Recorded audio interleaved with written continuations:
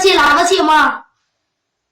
உண்மையா, நேர்மையா, அன்போட, கருணையோட மக்கள் நலனுக்காக செய்த அரசியல் தான் ஆன்மீக அரசியல்.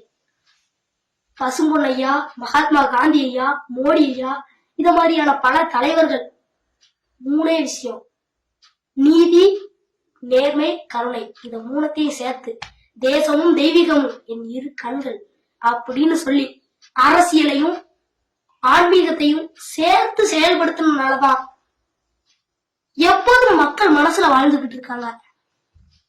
ஆன்மீக அரசியல் நடக்கு அப்படின்னா ஊழல் குறையும், சாதி மத வேறுபாடு குறையும், எல்லாரும் சமம், எல்லாருக்கும் சமமான உரிமை கிடைக்கும்.